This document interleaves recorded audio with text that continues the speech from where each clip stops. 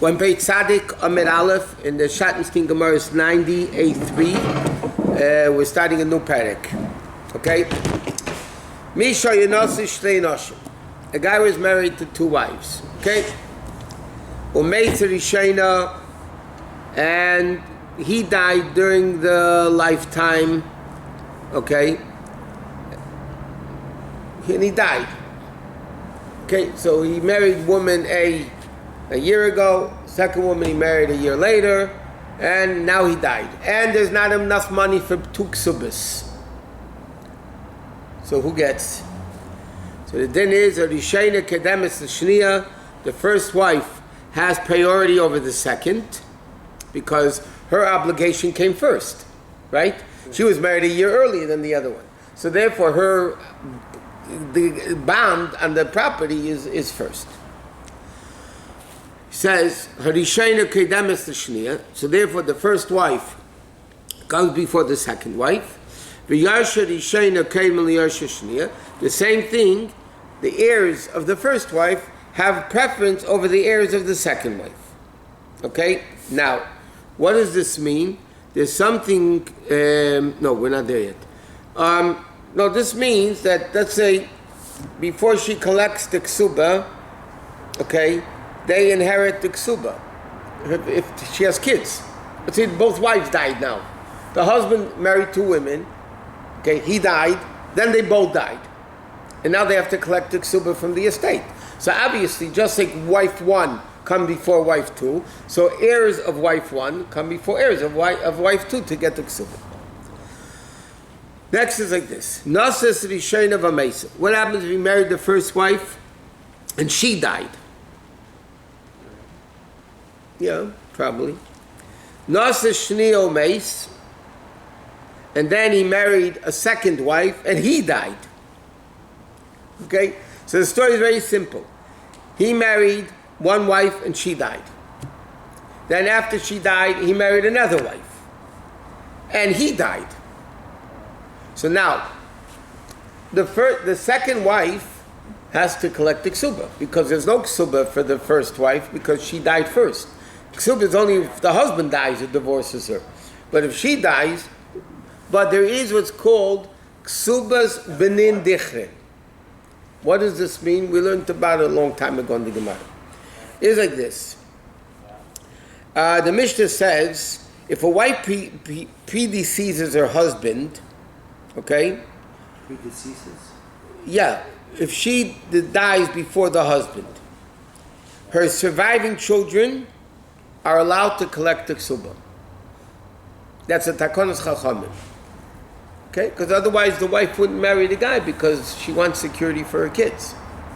These are not kids from the second marriage, these are kids from the first marriage. So they're her kids, not his kids. Right? Very simple. So now, din is normally that under, let's say a wife and a husband are married, okay, let's say a simple case. The wife dies, her kids can collect the Ketubah after the husband dies.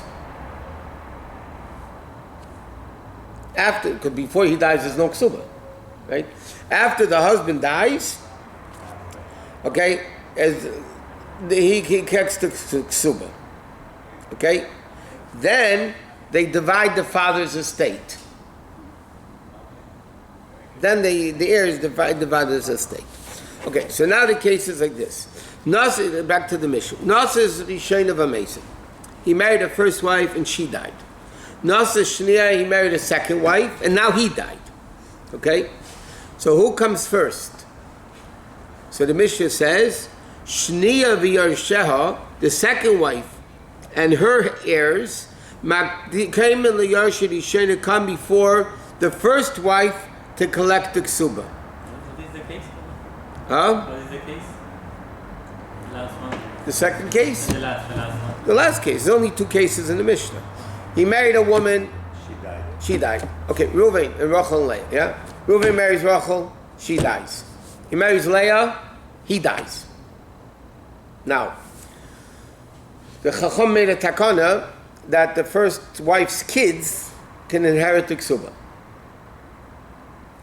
But now the second wife is there. So the din is the second wife comes before the first wife and her kids. She and her kids come before the first wife and the first kids. Why? Why? Because the second wife is a creditor and the first kids are inheritors. Credit? What do you mean by that? So the first one are not collecting the Ketubah anymore. They're collecting the Ketubah as heirs, not as creditors. So creditors have a lien on it? In other words, like this: when a husband marries a woman and he dies, right? The woman is a creditor to collect the Ketubah. Just like if the husband would owe somebody money, the husband owes the money, the wife money. She has a din of a creditor, correct? The first wife, she really doesn't get a Ketubah because the husband, she died before the husband. The Chachamim said, and there's a takon of the Chachamim, that when the husband eventually dies, her kids inherit the Ketubah. But not as debtors, because there's really no debt, because she died first. So she's not entitled to The obligation of a Ketubah as a debtor, as a collector, is only if the husband dies first. Now, the din is, which is very logical, if a father dies and owes people money, collectors, before the kids inherit, you pay the debtors. That comes before inheritance. After the debts are paid up and there's leftover money, so then the kids inherit the money. Right? A debtor comes before an inheritor. It's a simple logic. The father owed money, they come first. Whatever's left, the kids inherit. The first wife's kids are not collectors or debtors. They have a din of inheritors, heirs. The Chachamim said her heirs, when the husband eventually dies, can inherit the Ketubah. But it's inheritance. The second wife, because the husband died first, then she has a din of a collector, and therefore they come first. But there's two separate ketubahs for each wife.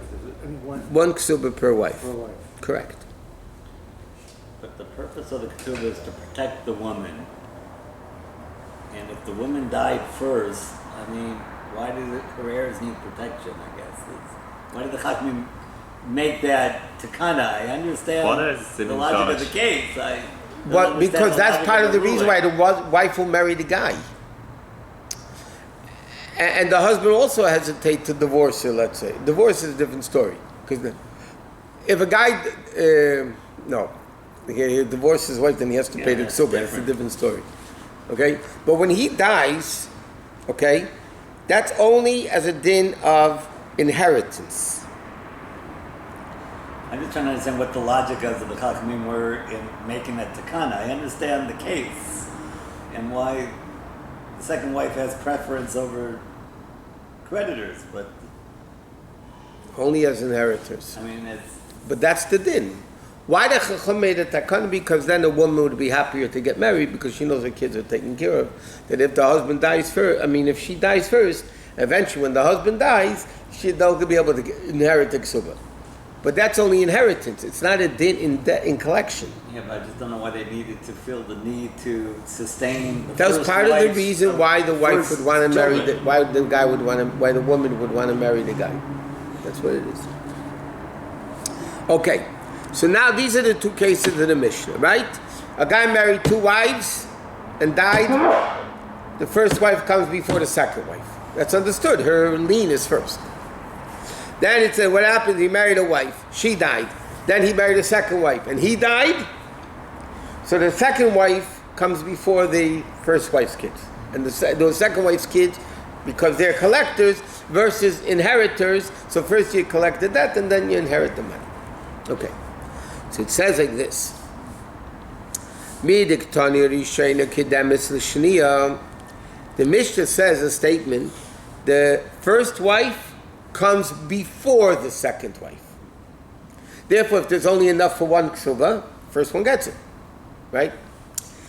V'leik tani.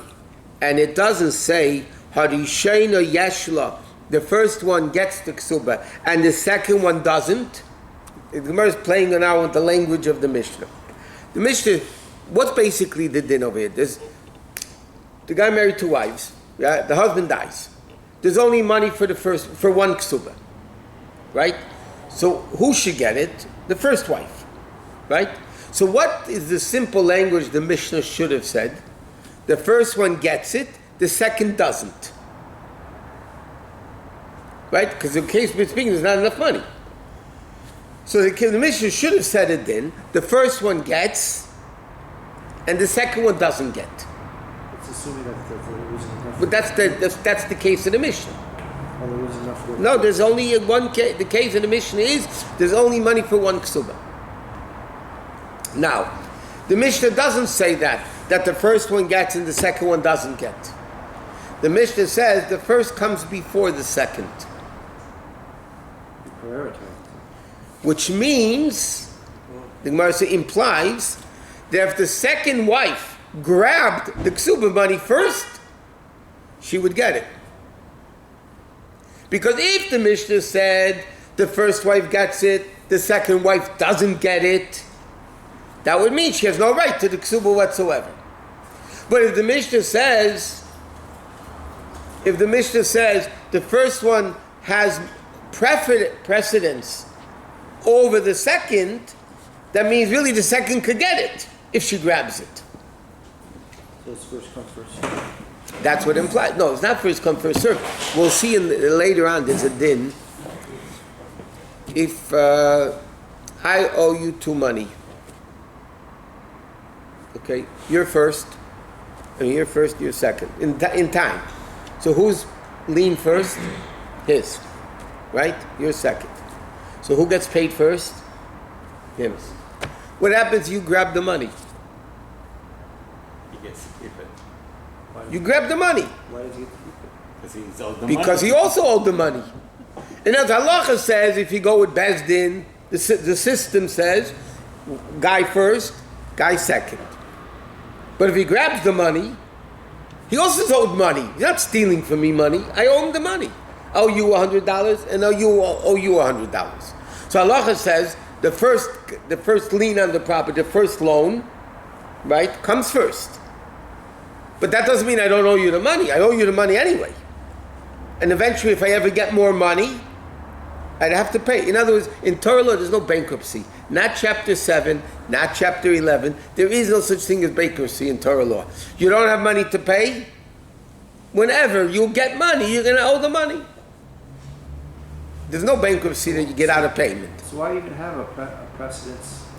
Because the lien of the first debtor, right? One guy lends somebody money January 1st, and the next guy lends somebody June 1st. So he's 6 months or so before, right? So who has a lien on the property first? January 1st. The January guy. So therefore, Bezdin pays who first? January 1st guy, right? What happens if the June guy grabbed the money? He keeps it. Because I do owe him the money. So normally halacha says, you have a tefes b'alchayv. The whole concept of grabbing for somebody else or whatever. So, but the Gemara is asking like this: the fact that the Mishnah says the first wife comes before the second wife, he doesn't say the first wife gets the Ketubah, the second wife doesn't. Implies that if the wife would grab the Ketubah, the second wife, she would keep it. But if the first one has a lien against the property, if the Right. second one comes and grab it, it's going to be stealing. No, because she still owed the money. I know, but But what? That's his money. It's his money. I grabbed it. stealing is not. It's not stealing. There was a lien against the property. Let me ask you a A question. lien is not meaning possession. There's a din in the Gemara, it's a machlekes, but the halacha is of it and ish din el nafshi. A guy can take a din, sometimes he can take the law into your own hand, yeah? You owe me $100, yeah? And you're not paying it. Technically, I can take something of yours worth $100 and keep it. You can say, oh, you got it, you took something, you owe me $100, this thing is worth $100, I'm taking it. And the thing is, you can do it, and you keep it. I'm not stealing. Stealing is when it's your money and I'm taking it. You owe me the money, so it's my money. This guy comes first. Yeah, that's under normal procedures. This guy comes first. But if the guy grabs, so the fact that the Mishnah says over here, the first wife is precedent over the second wife, implies that if the second wife grabs it, she can keep it. If the Mishnah said the first wife gets it and the second wife doesn't get it, then she has no right to it. I mean, if the first wife grabbed it, she could keep it. No. Second. he No. lost the first wife. The first wife's supposed to get it. Right, okay. You said the second one had precedence. It's the first one with precedence. No, the first one's Yeah, the second one whatever. grabbed it, yes. Okay. So he says, "Le'mafka minei," the court would not take it away from her if she grabbed it. Yeah? Shma mina, from here we can derive a din, that bal chayv be'ochen, a later creditor, yeah? Shakadam v'gava, that went and grabbed the loan that we just said, before the first debtor, he also keeps it. Because that's the case over here. We're not talking about the second case in the Mishnah. First case in the Mishnah, a guy married 2 wives, right? He owes them both Ketubah. They're both debtors, creditors. Yeah? So the fact that the Mishnah implies that if the second wife grabs the Ketubah, she keeps it, implies that a regular debt would be the same thing. If I owe you $100, so you $100, you were first, I have to pay you first, but you come and grab the money for me, the thing is you can keep the money. That's what the Mishnah implies. That's what the Gemara is saying. So it says no. The Gemara answers like this: La'elam, you can't prove anything from here. La'elam eimalach mashagava loigava. What it means is really what you collect, you cannot collect. That means if the second wife grabbed the Ketubah, she cannot keep it. If the later debtor grabs the money, he cannot keep it. My kridemes. So why does the Mishnah use the expression "she comes first"? Why is it implies? So Gemara says that's not what it means. Legamri ktani.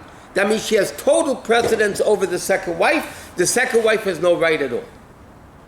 The Gemara thought that the expression precedence means first, but she has a right too.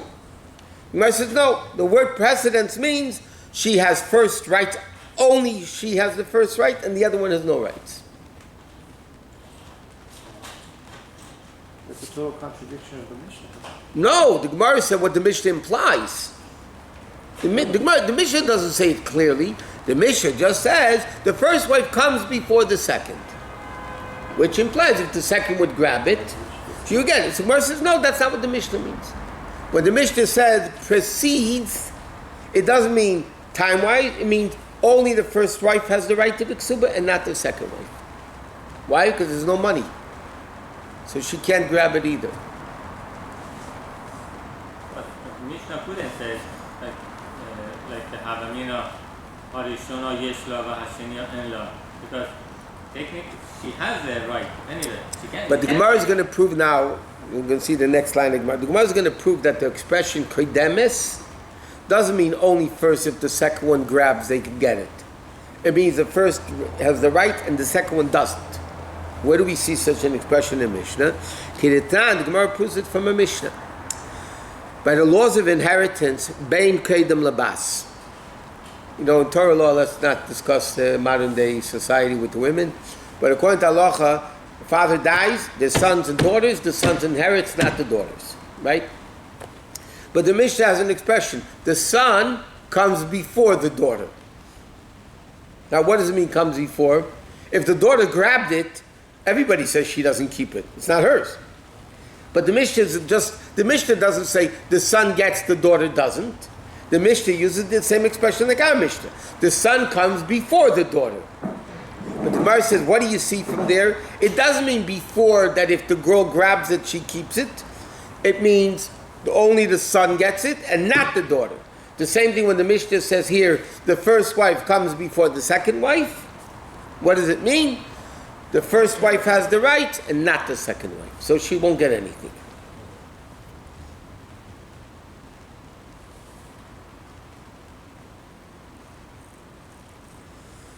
Okay, now the Gemara is saying a reverse version of the Gemara. It's very simple, but just reverse.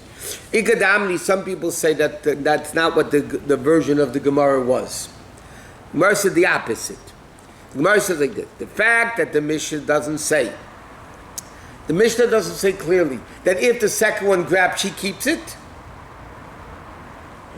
Right? The opposite of before. Since the Mishnah doesn't clearly say that if the woman grabbed it, she gets it, means what's the Mishnah saying? That she doesn't get it. Yeah? So the Gemara says, Michlau, we see from there, the Ikad Mishni of a Tov, the second one grabs it, Mafkina Minei. We take it away from her. The Gemara says, from here you have a proof like the opposite way of what we said before.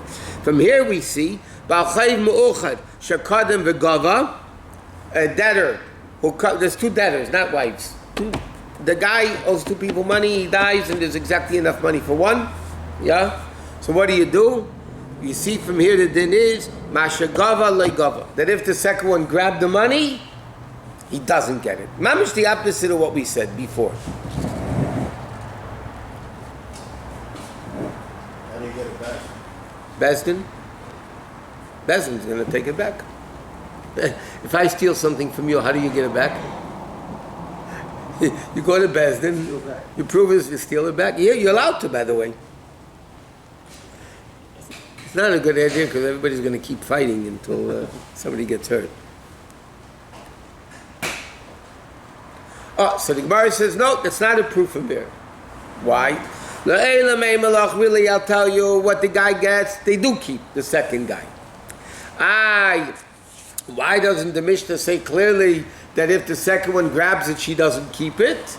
It says, because at the end of the Mishnah, it says the Yoshim of the second wife and the second wife come before the first one. So here it also uses the expression come before. So in other words, the whole question, what does the word before mean? Does it mean the second one has no rights whatsoever? Or the second one does have rights? And the Gemara learned it both ways, and the Gemara basically says, from Amish, you don't have any proof. So we don't know what the halacha would be if the second wife grabs, or the second debtor grabs, or whatever, we wouldn't know. Because there's no proof from the Mishnah.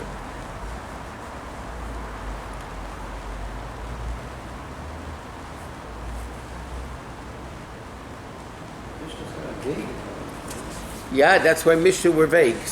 That's why you have the Gemara. If the Mishnah wasn't vague, we wouldn't need the Gemara.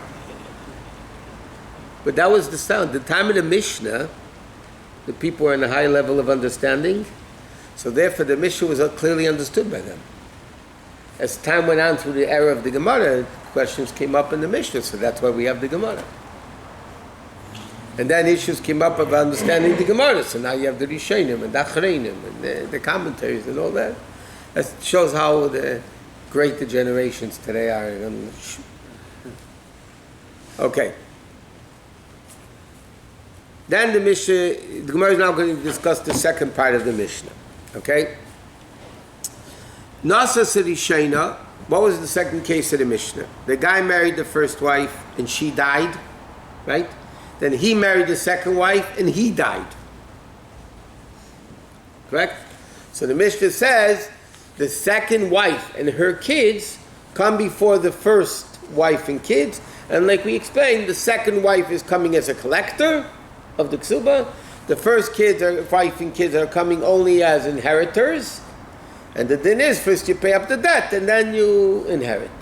Right? That was what the Gemara says. So the Gemara says, Shma Mino Tlas. From this din of the Mishnah, we learn three laws. Three different dinim. Shma Mino Achaz B'chayav V'achaz B'meisei.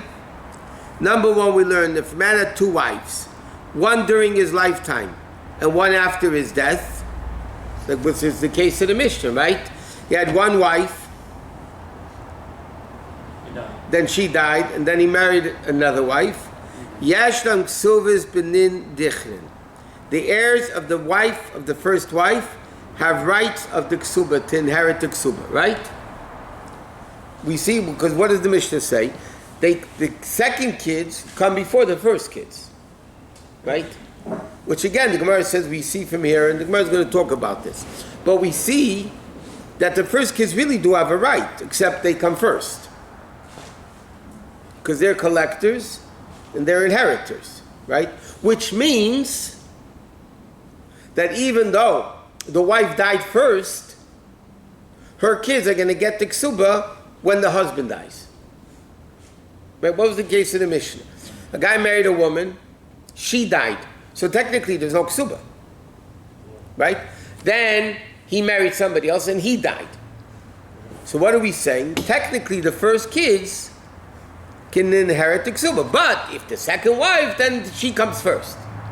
But if there's no, whatever the situation is, if there's no second wife, you see from our Mishnah that the kids of the first wife inherit the Ketubah. Even though l'chayra she died first, so there shouldn't be any obligation of Ketubah, but part of that Takanas Chachamim in Ketubah was that the kids get it. And what's the point? We're not afraid they're going to fight. We're not going to fight? Right. In other words, like this. The Gemara is thinking like this. Mela, if the husband had two wives, and the Ketubah was equal for both, and then he died, okay, so then they, first wife comes first, whatever it is, right?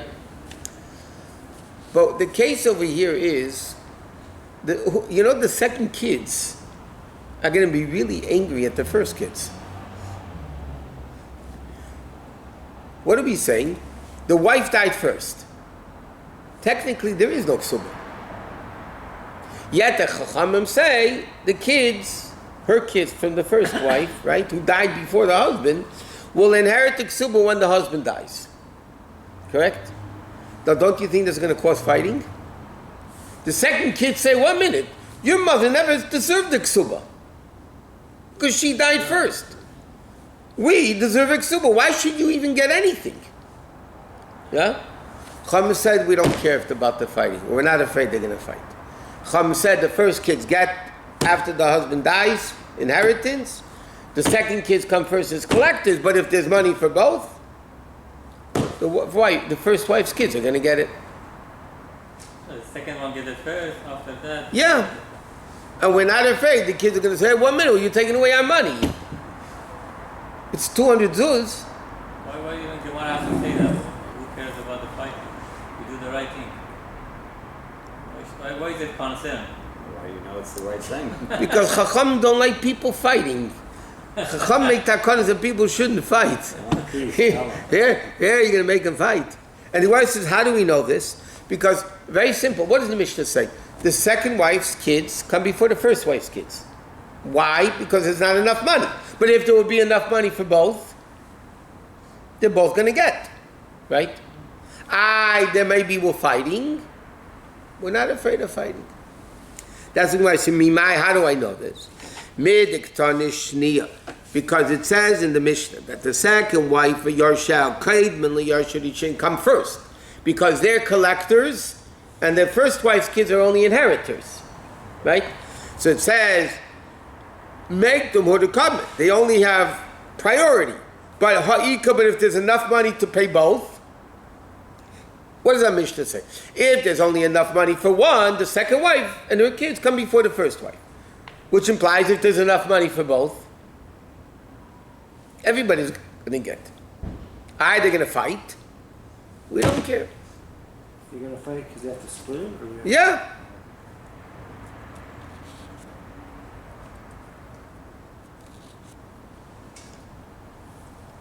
Okay. But if there's enough money, You could, you know what? You could turn it off now already, if you want. right, if there's enough money for both, Then both get. but who gets paid first? Does it matter? Well, if there's enough money, who cares?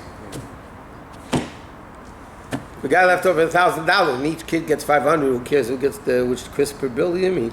I mean, like, who cares? Daily interest. The interest, yeah, compounded daily. So this is the case that is enough for one, right? Yeah. The whole Mishnah is speaking to, if there's enough for both, that's what the Gemara says. Obviously, the Mishnah is saying if there's enough for both are going to get, right? Which means the kids will get, even we're not afraid of fighting. There's enough for one and part of the other one. Do the second ones get the second part? Yeah, they'll get whatever's left. Whatever. let's say the ksuba is $200 and the guy, each one had a ksuba 200 and the husband left over 300. Okay, for the first wife's going to get 200 and the other kids are going to get 100. That's what's left.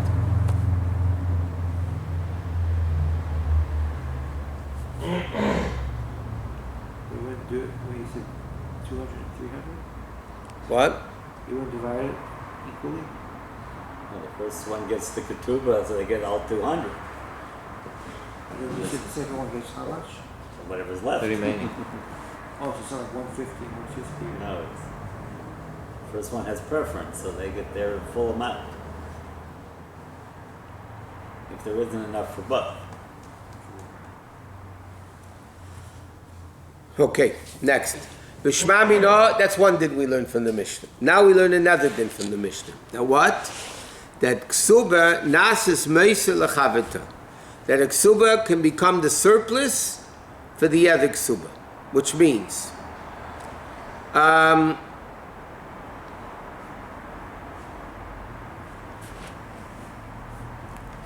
okay, what it means like this, that what happened if the ksuba, the first wife, is equivalent to the whole remaining estate.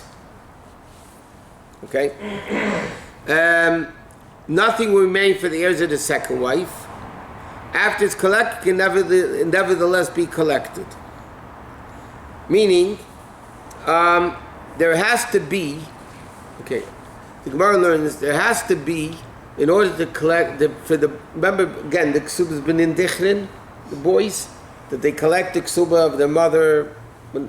That's only if there's an extra dinar, let's say $1, yeah, left from the estate after the ksuba is collected.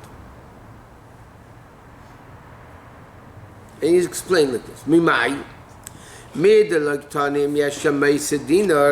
the Mishnah doesn't say that if the heirs of the first wife can collect a ksuba, only if there's surplus of a dinar, yeah?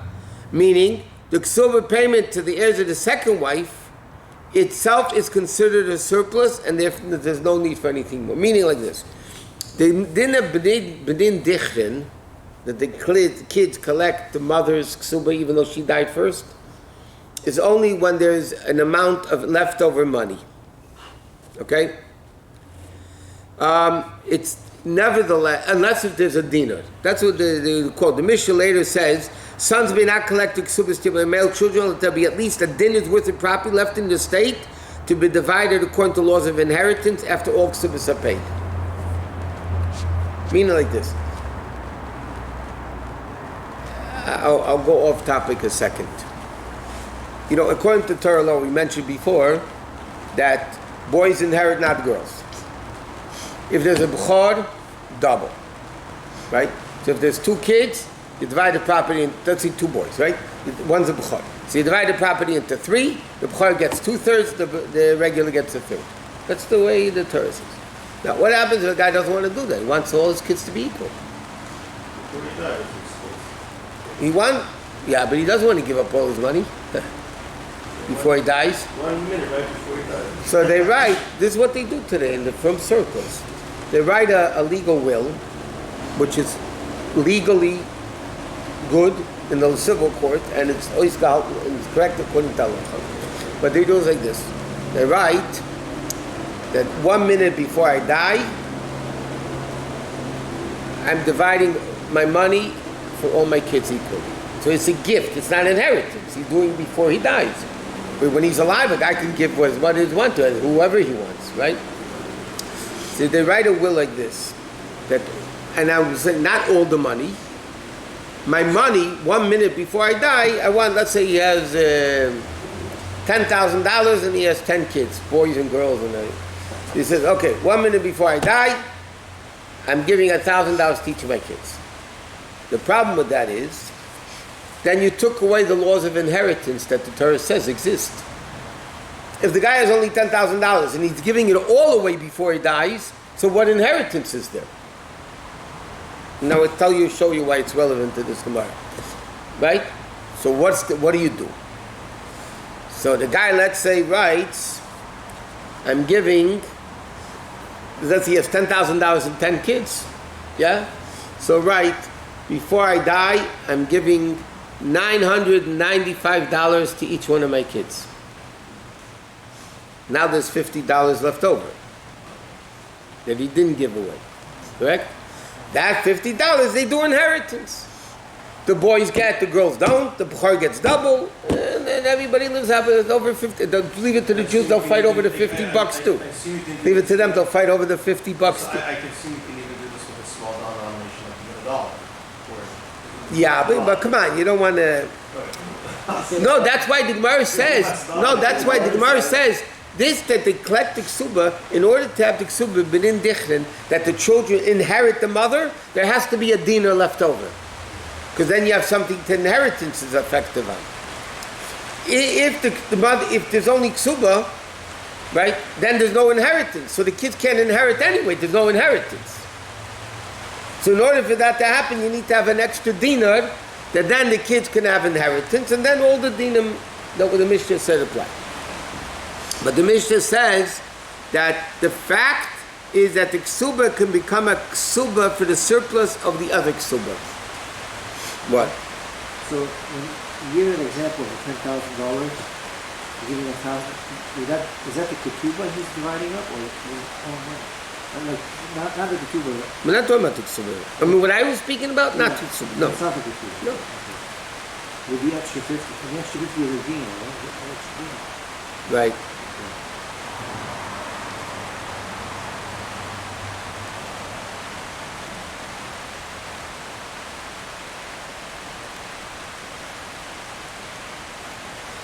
So the Mishnah, the Gemara is saying from the Mishnah we see that in this case where one wife dies first, the fact that there's no dina, but there's two ksubas here, the second ksuba and the first ksuba, right? The second ksuba can be considered a surplus for the first ksuba that they get inheritance, and therefore they can inherit the ksubas b'nin dichrin.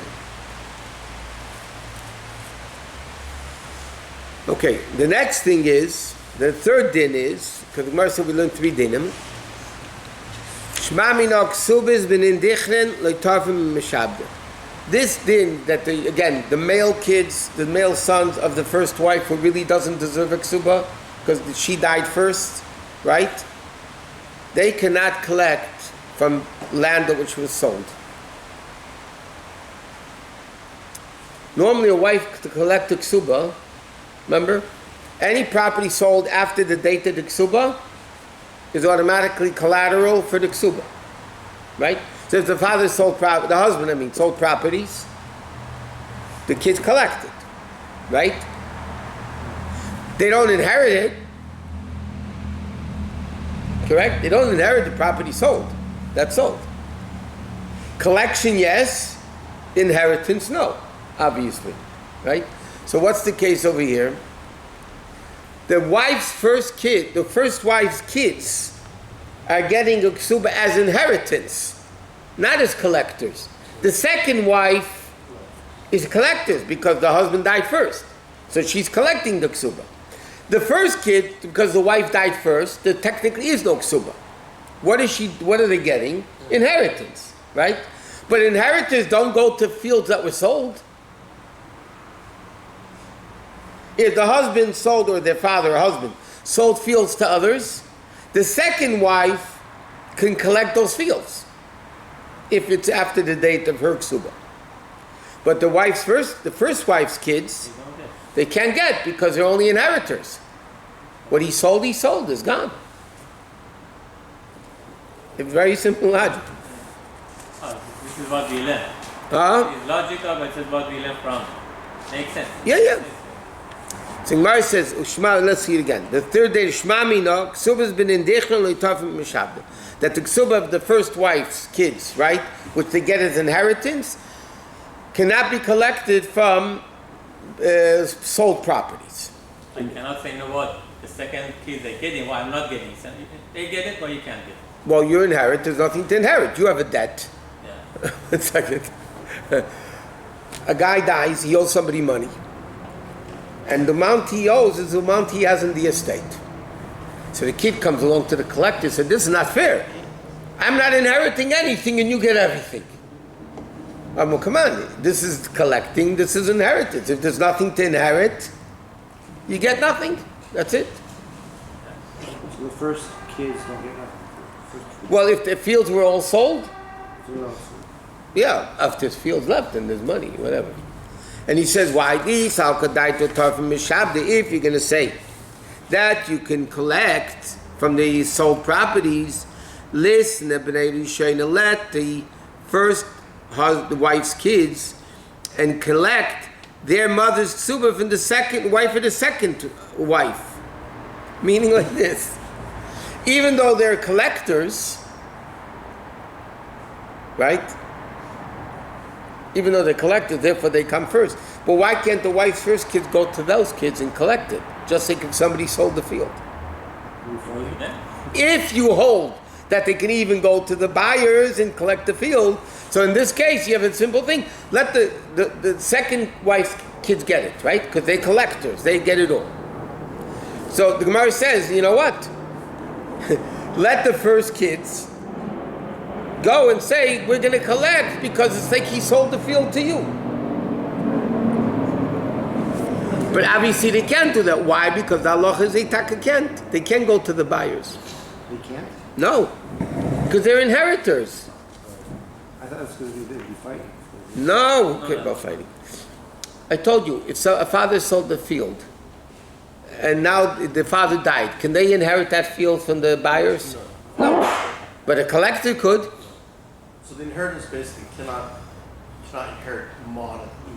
It's more tangible goods. No, money also if there is.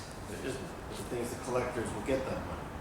The collectors are going to get the fields also if their lien was on before the guy sold them.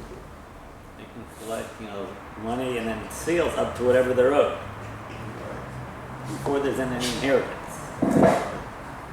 If I lend you money, everything you own is indebted to me from this day on. Even if you sold the properties, right? If it's a written loan, not a oral loan. Okay? And the Gemara says why? Because when those guys bought a field, they should have checked into the story.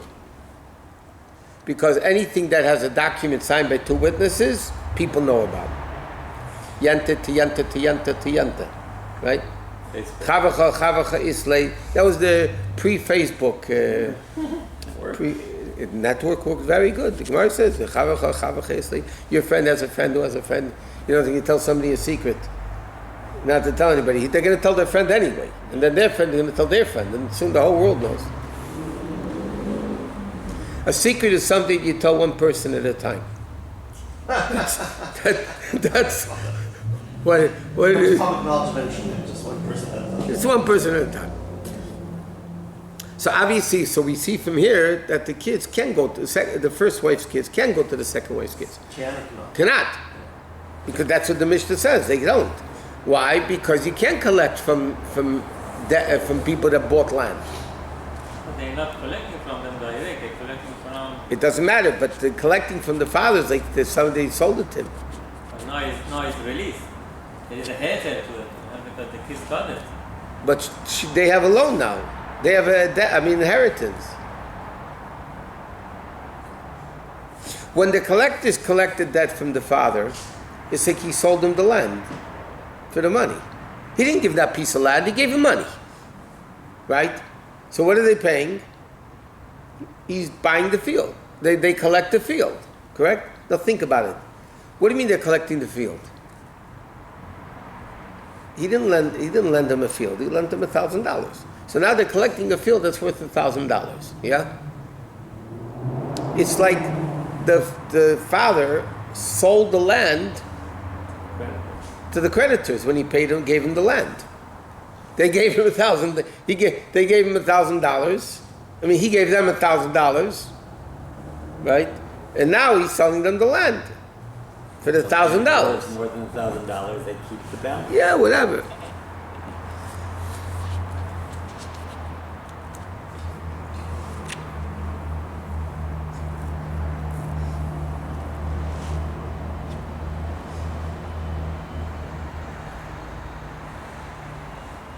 Okay, let's just start this one piece of Gemara.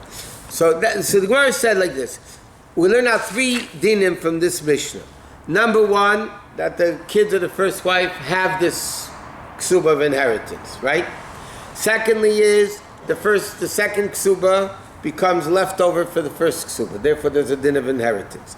And the third thing is that the kids of the first wife, right, that inherit can't go to the kids of the second wife. So, Maskala Rashi, how do you know all this? I'll prove to you that that's not what the Mishnah means. The Mishnah doesn't mean that necessarily.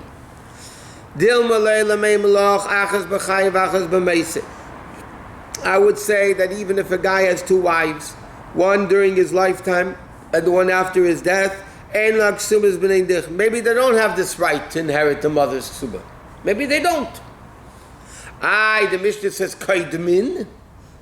Kaidmin means they come first, but means there is the second debtor also. He says no. What does it mean? Kaidmin?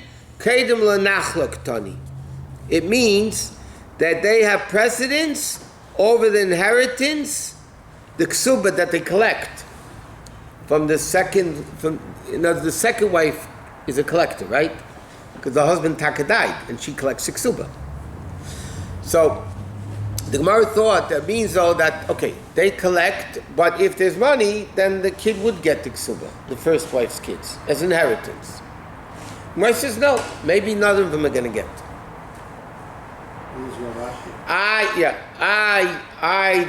It says that the second ones come first. It means like this: they collect their ksuba before the inheritance is split.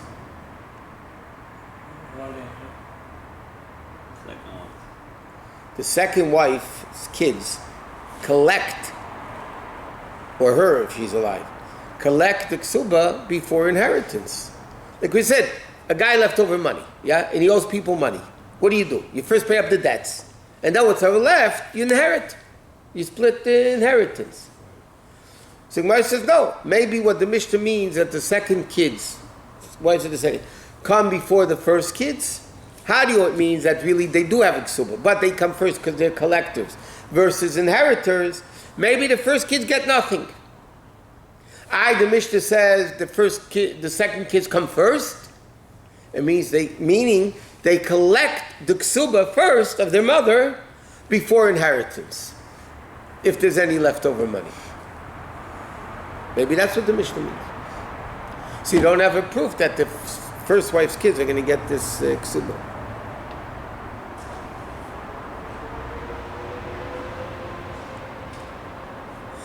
If you're going to ask, Yarshe Harishayna Lamali, why does it have to say the heirs of the first wife? They're not collecting the ksuba, right? If they're not collecting the ksuba, why are they called the heirs of the first wife? What are they getting? Of whom? The husband? He's not their father. Here's the first wife. She has nothing. The Gemara said, what are they inheriting? The ksuba of their mother from the man. But if you tell me they're not getting it, so why are they called inheritors? What are they inheriting?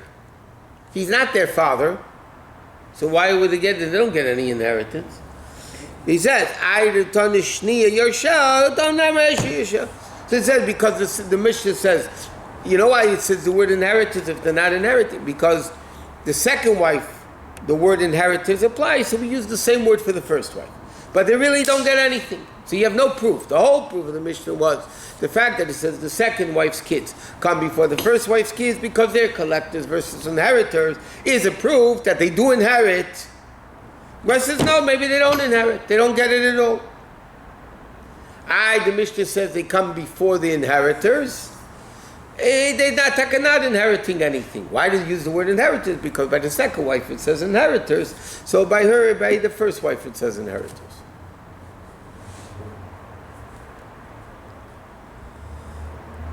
Then you say the second din of the Gemara was the ksuba, the one ksuba of the second wife becomes the leftover for the first wife, and therefore there's a din of inheritance.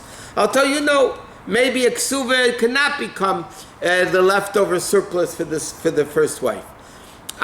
So why does it say, why can they inherit? Because the Ika Mesidina, maybe the case is there is taka surplus. Meaning the husband had more than just the Ketubah. He had extra money. And because he had extra money, that's where there's a din of inheritance. How do you know that if there's no leftover money, the Ketubah is called the leftover money? Maybe not. She said that you don't have a proof anymore. It's speaking maybe there was an extra dinar or more. And therefore there's a din of inheritance after they collect the Ketubah.